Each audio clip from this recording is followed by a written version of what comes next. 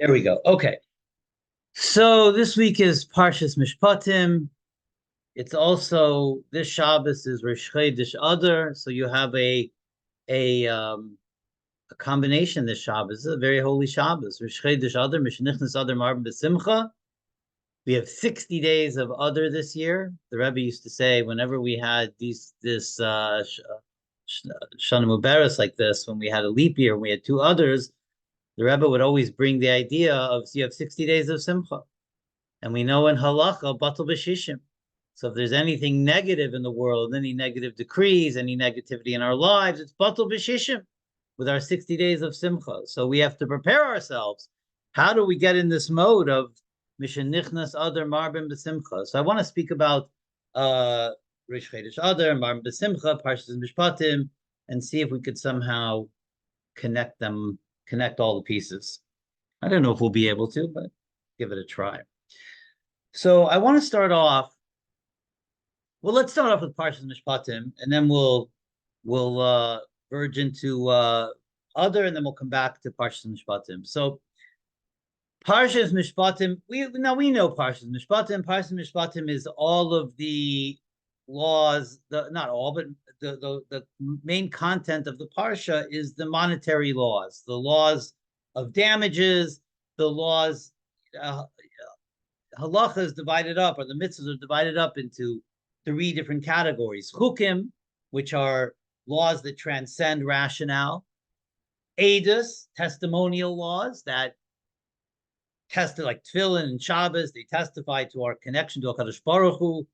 We wouldn't make them up on our own or understand them on our own, but once Hashem gives those mitzvahs, they have a rational explanation, we understand them. And then we have the Mishpatim, which are pure, just, rational, intellectual laws that every society has to keep the peace and create a civil society. So that's what Parshas Mishpatim is. The parsha begins ve'ela mishpatim asher tasim lifneihem, and these are the mishpatim that you should place before them. And Hashem gives Moshe Rabbeinu all these various laws of damages, laws of guarding, etc. All of the laws that are monetary laws of civil interactions and how we interact with each other.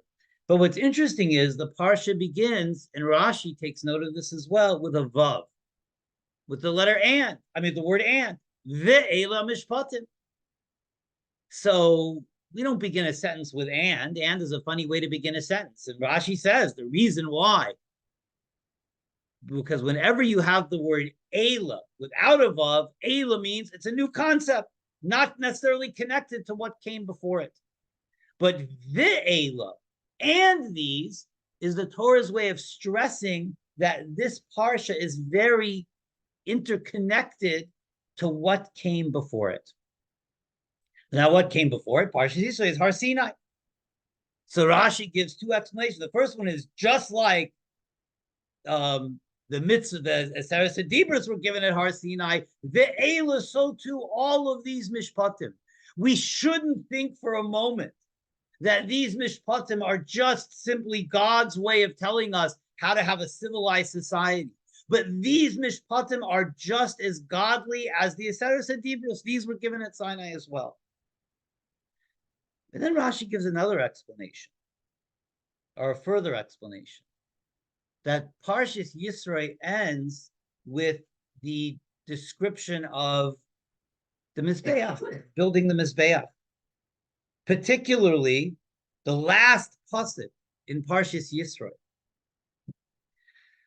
which nobody ever asked me this, but if somebody ever did ask me this, what is your favorite pasuk in the entire Torah? All right, you ever give that thought? All the psukim in the Torah, Shema Yisrael, Tzelem Elokim. There's lots of psukim that we could say, well, this one is my. I would say for me personally, one of the most inspiring psukim to me is the very last pasuk in Parshas Yisro.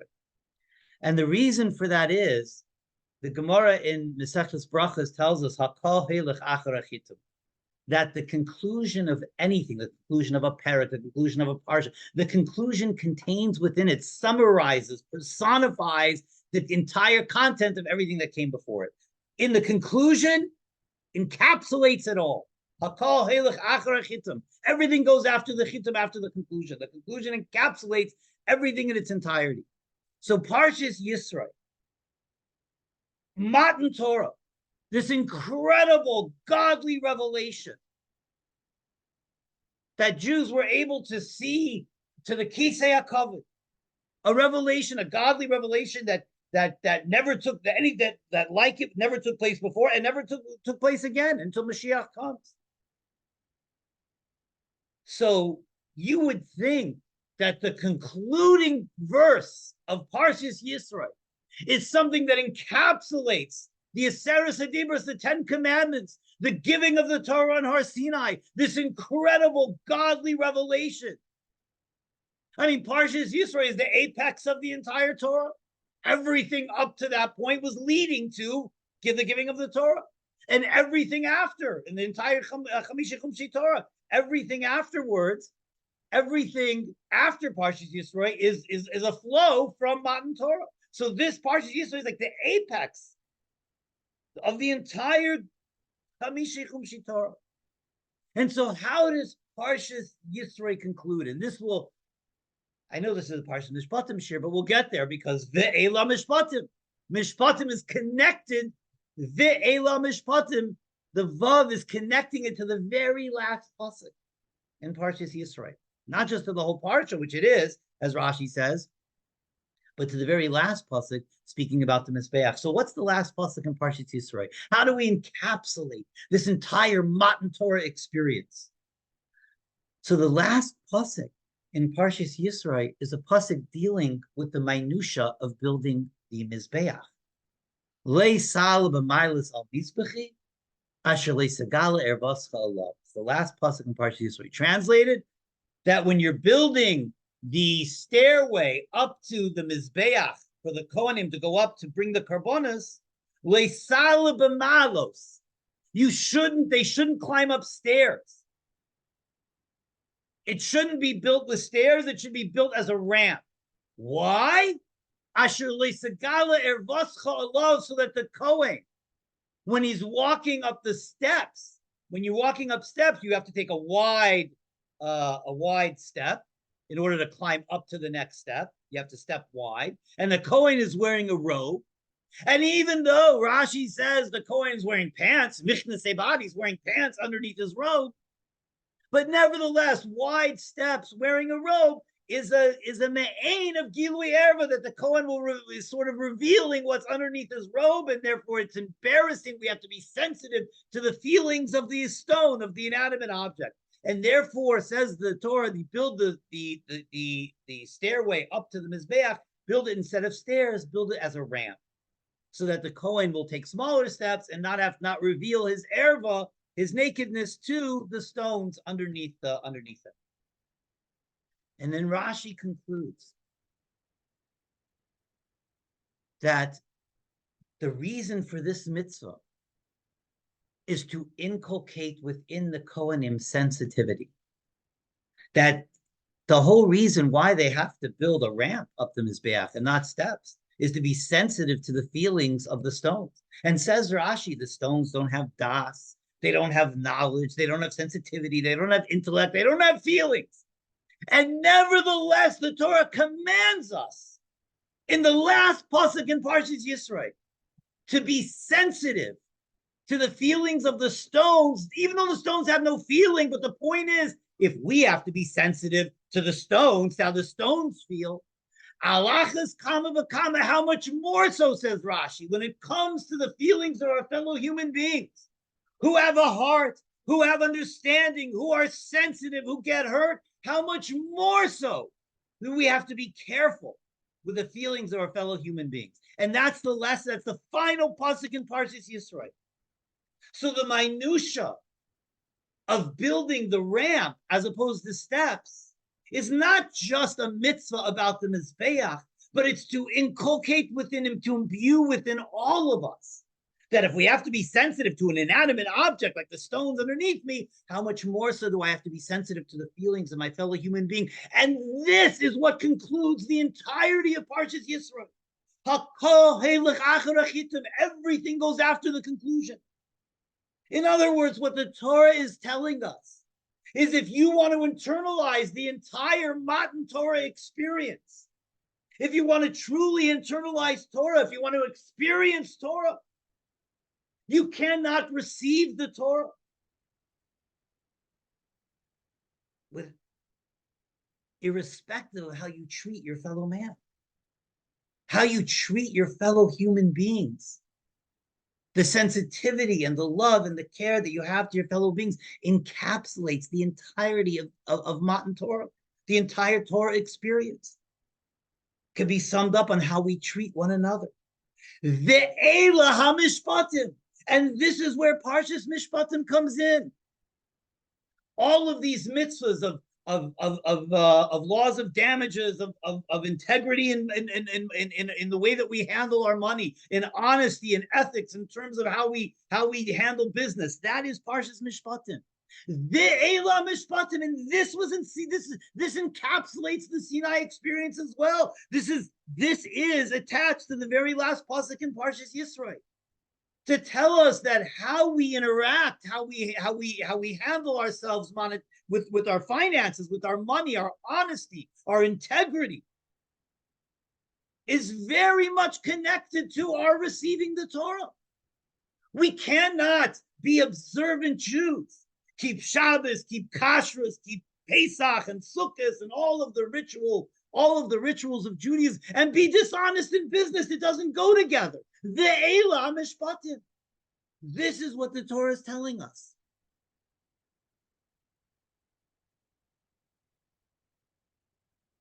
But Rashi says even more. Rashi says, why are the mishpatim connected or juxtaposed to the building of the Mizbeach, to the ramp of the Mizbeach? And Rashi says it's to teach us something else. It's to teach us that the Sanhedrin. Oh, did I lose sound? Somebody just said I lost sound. Did everybody hear me? Ron, can you hear me? Yeah? Okay, so looks like everybody could hear me. So I don't know who lost sound over there. It looks like everybody could hear me online. So I'm sorry my sound got muffled for some people. So Rashi tells us why Parshas Mishpatim is next to the building of the Mizbeach, to teach us that in the Beis HaMikdash, the Sanhedrin, who decides the monetary, when we have monetary disputes, we go to the Sanhedrin, we go to the Beis Din. The Sanhedrin is Etzel HaMizbeach. The Sanhedrin in the Beis HaMikdash is next to the Mizbeach. So that's the juxtaposition of Mishpatim, which are the laws that the Sanhedrin deals with, and the building of the ramp of the Mizbeach, to teach us that the Sanhedrin is placed next to the Mizbeach in the Beis HaMikdash. The Lishkas HaGazos, where the Sanhedrin would sit, was next to the Mizbeach. But the question is, why does the Sanhedrin deals with lots of laws and lots of judgments, not just monetary judgments? So why here does the Torah choose to teach us when it comes specifically to monetary laws? Why here does it come to teach us that the Sanhedrin should be next to the Mizbeach and not by any other laws? Why specifically by monetary laws? So I want to go back to that, but I want to jump in first to Reish Chodesh Adar, Mishenichnas Adar Marbim, and we're going to come back to Parshas Mishpatim. And I want to share with you a beautiful Nesiva Shalom. And Nesiva Shalom has, the Slonim Rebbe has a whole sefer on, it's a little mini pamphlet on essays on Purim.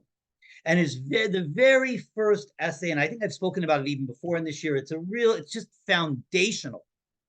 So every year before Chodesh Adar, I like to look it over myself, and I like to remind others of it because it's so foundational to what it means. Mishenichnas Adar Marbim b'simcha.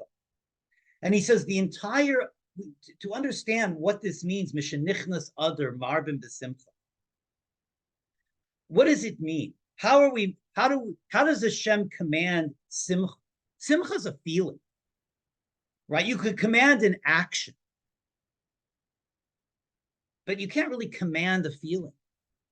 And yet we see there are other times in the Torah where Hashem does command a feeling. So we have to understand those times, and then that will help us understand the Mishenichnas Adar Marbim b'simcha. V'ahavtas Hashem Elokech. You should love Hashem with all your heart. How does Hashem command us to love him? You can't command love. You could command an action. So the commandment v'ahavta Hashem Elokecha is not commanding a feeling, an emotion. It's commanding us. The commandment, the mitzvah, is for us to focus, to meditate, to contemplate, to do an action, meaning focus on concepts and godliness that bring us to the v'ahavta Hashem Elokecha. In other words, when we say our davening in the morning is meant to be really a book of meditations, not just a book that we mumble through. When we meditate on the Birchas Kriya Shema, and we speak about the Malachim and how lofty these Malachim are, and the Malachim who are experiencing godliness are saying Kadosh, Kadosh, Kadosh, and we understand the greatness of the Malachim and the spiritual awareness of the Malachim, and we meditate upon that, and then we get to Shema Yisrael, and we close our eyes, and we take everything out of our phone, and we focus only on Hashem. And we say, Shema Yisrael, Hashem Elokeinu, Hashem Echad. And when we focus and meditate, we speak about what it means, and we think in our minds what it means, Hashem Echad. Not just that there's one God, but that everything in the world is imbued with that godly life force. There's nothing outside of him that will bring us to v'ahavta Hashem Elokecha. So the mitzvah of loving Hashem is a mitzvah to think about, to meditate on the concepts that bring us to Avos Hashem. Similarly, in last week's Parsha, Lo Sachmei, right? The last of the 10 commandments. Don't covet, don't be jealous. How can the Torah command me not to be jealous? My neighbor's driving a beautiful BMW, and I'm driving an old 1979 Dodge Dart, or whatever it may be. How could I not be jealous of my neighbor's BMW? How can Hashem command that feeling not to come up? I can't help what I feel. Hashem can command an action, but how can he command Lo Sachmei? And the answer is similar. The Lo Sachmei is really a commandment to have emunah in Hashgacha Pratis, to have emunah in Hashem's providence over every minutia in my life. That God isn't just a God that exists out there in the heavens, removed from an intimate connection with every human being. To the contrary, that as vast and as lofty as the Creator is, he has an intimate personal connection to every single one of us. And every single possession that we have is tailor-made for us. I have exactly what Hashem wants, what Hashem prescribes for me in my life and my journey.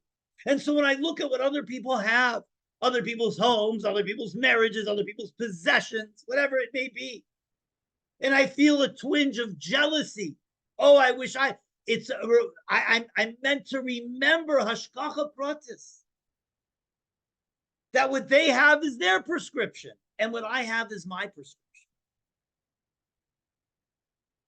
So it's the commandment to think about the things that bring me to that feeling. Same thing, Mishenichnas Adar Marbim b'simcha. Says the Nesiva Shalom is also simcha. We can only have real simcha if we have a true belief and emunah in Hashem's hashgacha. Exactly like Lo Sachmei, that everything that's going on in my life, all of the difficulties, all of the strains, all of the problems are all part of my journey directed from above. That if I believe, if my life is just, as I say often, my life's just a trash bag of coincidences blown open by the wind. There's nothing more dejecting and more depressing than that. It's just bad luck that I'm going through these things. But when I understand that everything that's happening to me is happening ultimately for the best, says Nesiva Shalom even deeper. If you look into the story of Purim, in the story of Megillas Esther, we learn simcha from Mordechai HaTzadik. It says Mordechai, the Kedushas Levi says that it's when it says in Perek Dalet, after the terrible decree of Haman to annihilate all of the Jews, and it says that Mordechai knew everything that happened. Mordechai Yadis Kol Asher Nasa. Mordechai understood everything that happened.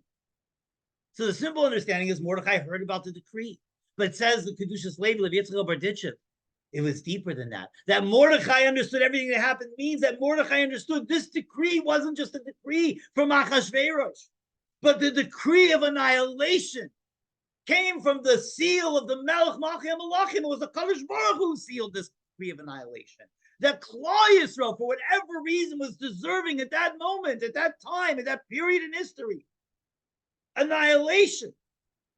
And that this was not something that was just signed by the king down below. It was signed by the king above, and Mordechai understood that. And nevertheless, says in the Siva Shalom, Mordechai had absolute bitachon.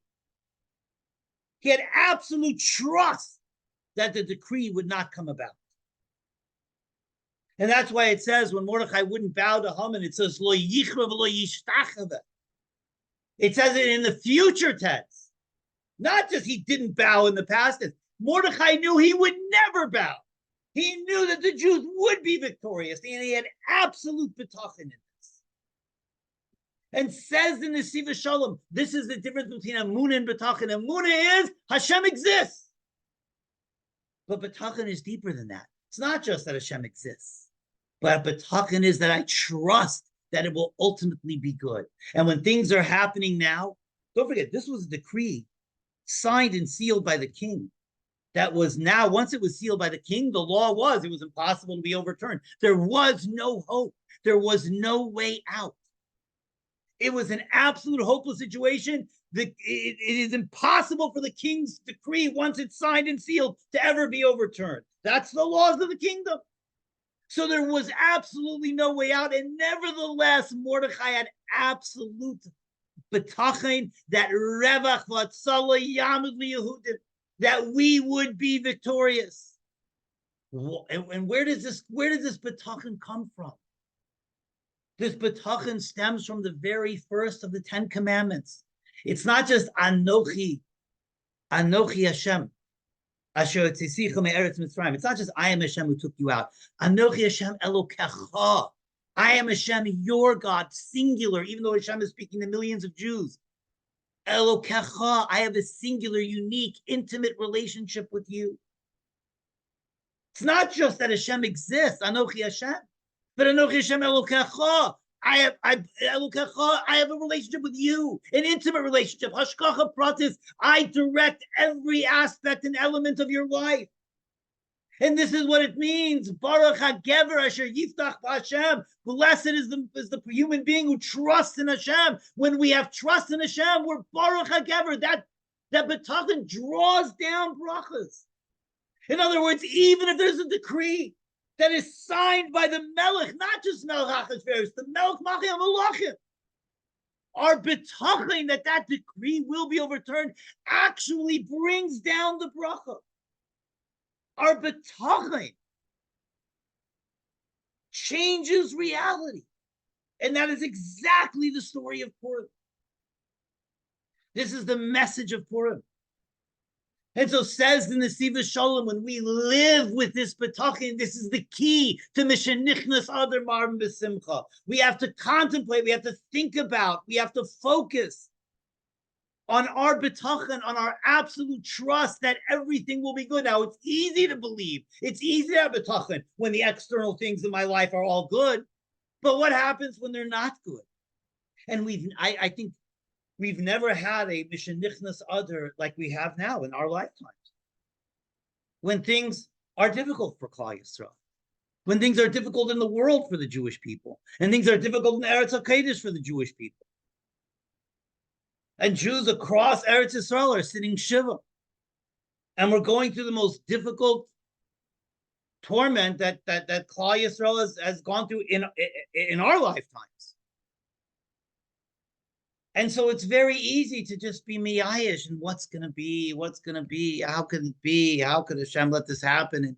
And we all have those feelings. Those are normal. But comes Adar, and we have to remind ourselves, we have to fortify ourselves. What's the whole idea of Adar? What's the whole idea of Purim? Is that bitachon, specifically when things aren't bright, when things do look difficult, to understand that Hashem is ultimately controlling it all. This is literally the story of Purim. We were facing a decree of annihilation from which there was no way out. There was no escape. There was nowhere to run. There was nowhere to go. Achashverosh controlled 127 Medinas of the world. There was nowhere to escape that decree. And it was signed and sealed, not only by Achashverosh, but by Hashem himself. But Anochi Hashem Elokecha, when I believe that Hashem does everything ultimately for the good, that betachin triggers the Yeshua. It triggers the Hatzalah. And when I focus on that and I live with that betachin, that's the key to Mishenichnas Adar Marbim b'simcha. That's the key to live b'simcha. Living b'simcha means sameach b'chelkoi, means I understand everything that I have is my prescription. Everything that I'm going through, everything that Klal Yisrael is going through is directed by Hashem, and there will be salvation. And it will come now, and it will come immediate. And that itself actually triggers the salvation.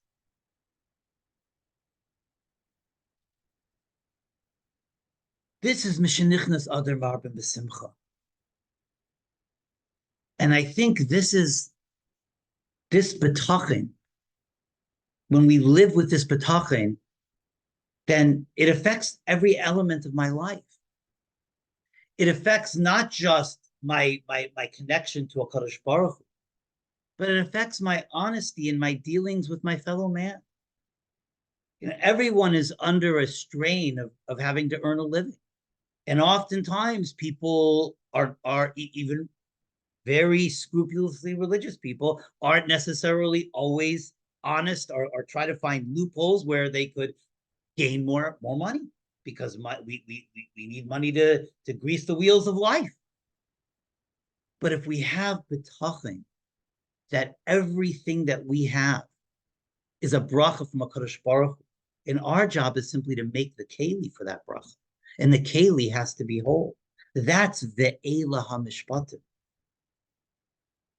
When we have betachin, when we live with betachin, the way that we look at money is completely different as well. Everything ultimately comes from HaKadosh Baruch Hu. When I recognize that and I realize that, I don't have to be dishonest. But it's even ultimately deeper than that. My honesty, my integrity is very much connected to my simcha as well. One of the, I gave a class, a lecture to my seminary students. And normally I teach them Parshas Shavua, but I decided that I'm going to take a class or two and give them what I feel just is my own sort of 10 most important attributes to have to live a meaningful, happy life. And I told them one of those 10 was integrity and honesty, living with integrity and honesty. And there's a reason behind that.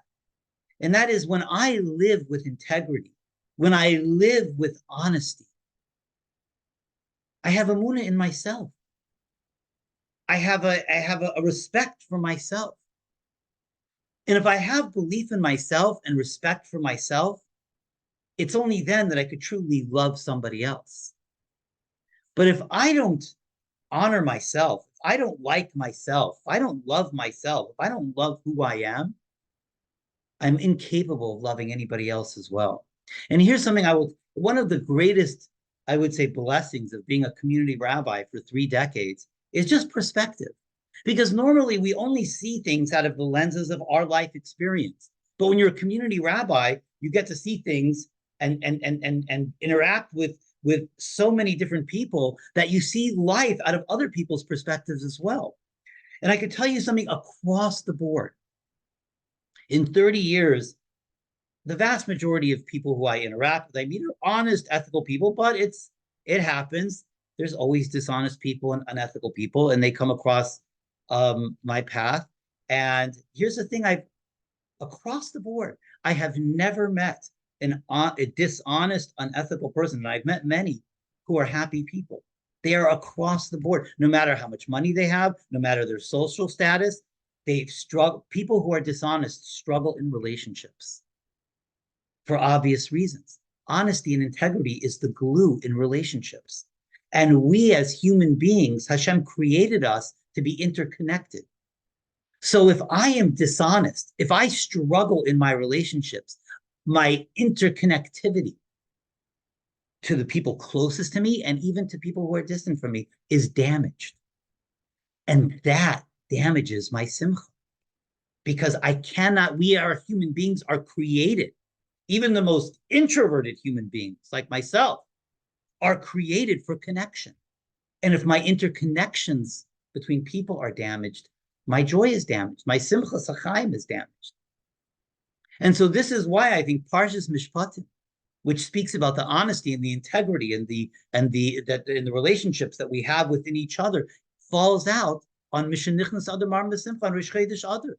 There is an intrinsic connection to my integrity and my honesty and my decency, to my happiness.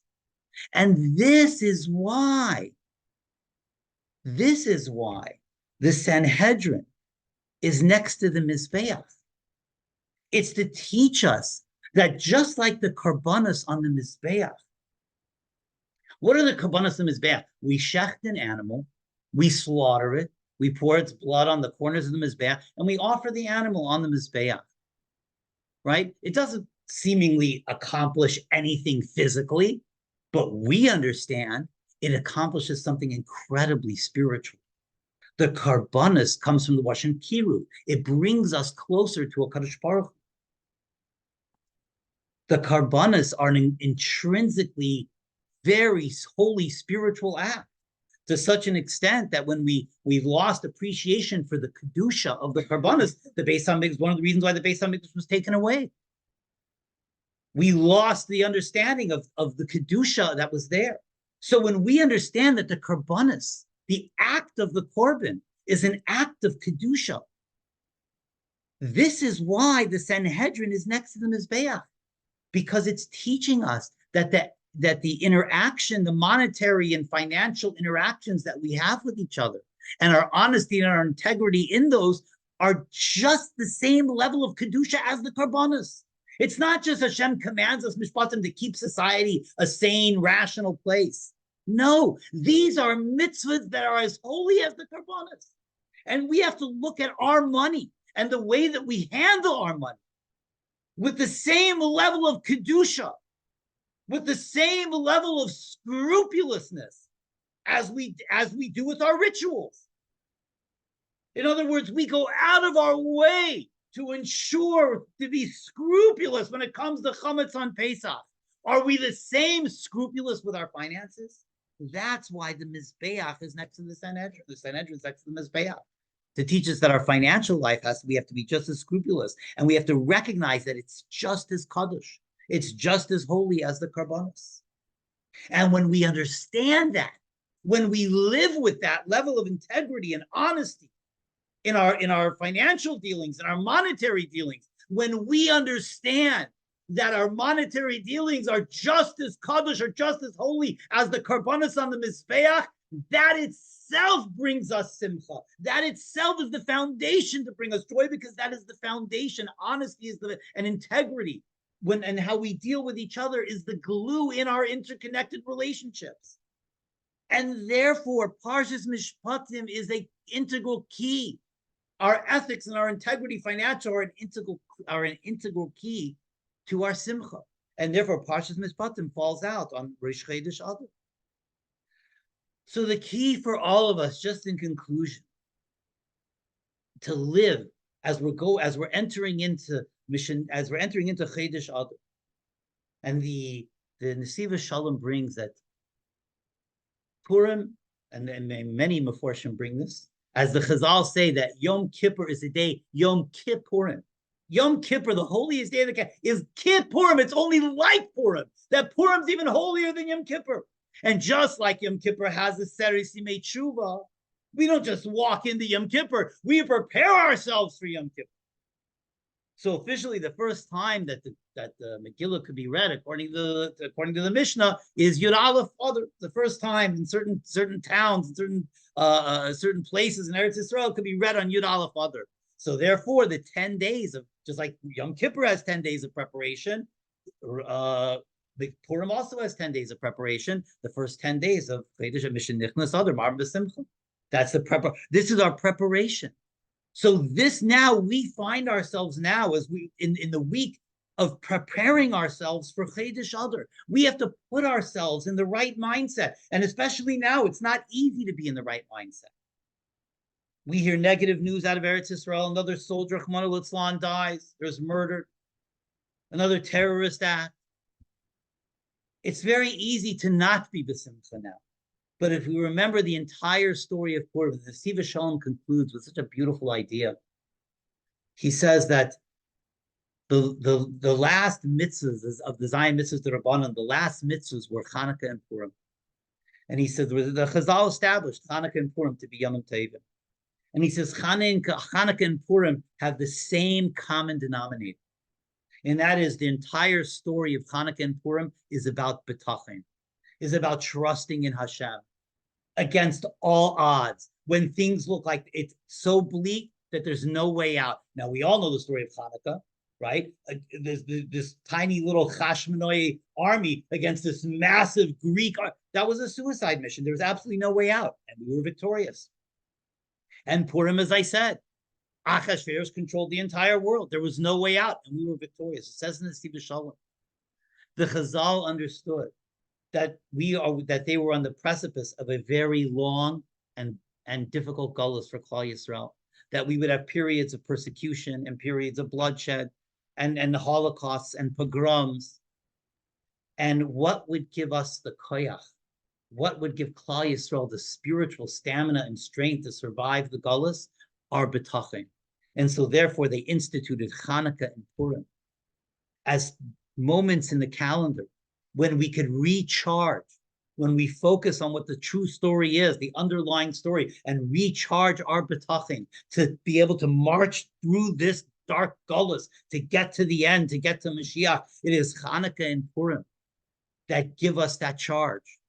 But it only works if we actually understand and we learn and we know what the story of Purim represents. The betachin that Mordechai had, he will not, in future tense, he will never bow. When we understand that this is that the Yomim Tovim of Purim and Chanukah are all about betachin and trusting in Hashem in the complete darkness, then now, in Tafshin Pei Daled in 2024, when we're going through incredible darkness on our own, now is the time. It is specifically our time, our generation, that the Chazal foresaw, that they gave us Purim and Chanukah to recharge our own batteries, to focus on what that story is, on how Mordechai was actually Peil the Yeshua by his own betachin. And the message for us is clear. We will absolutely achieve Nitzachim l'mayim mederech hateva in Chedesh Adar by them, even before Chedesh Adar, by us having that betachin and drawing down that salvation through our betachin. That's the message of Hanukkah. That's the message of Purim. And so, Amir Hashem, if we strengthen our interconnectedness between ourselves, which is the message of Parshas Mishpatim, and we have that betachin in Hashem, even when things seem bleak and dark, there is absolutely no question we could be peil that simcha in ourselves. And as we said many times, as we act, Hashem reacts. If we feel the simcha, Hashem will give us reasons to be b'simcha. So that's the betachin. We have to initiate. So Amir Hashem, every one of us will prepare ourselves for Mishenichnas, Adar, Marbim, b'simcha, strengthen our betachin, strengthen our interconnectivity, strengthen our ethics and our honesty in the way that we approach our finances. And Amir Hashem, we will be peil, as Mordechai was peil. That just from our betachin, that lo yichrav lo yishtachava, that we will achieve netzachin, that we will see as Mordechai saw, revach v'hatzala yamid liYehudim, and we should experience the tzala, the samecha, the sasan, and the simcha with the coming of Mashiach Tzidkenu b'imheira v'imenu. Amen. Thank you so much, everybody. Thank you for joining. Amir Hashem, we should all experience Mishenichnas Adar Marbim b'simcha.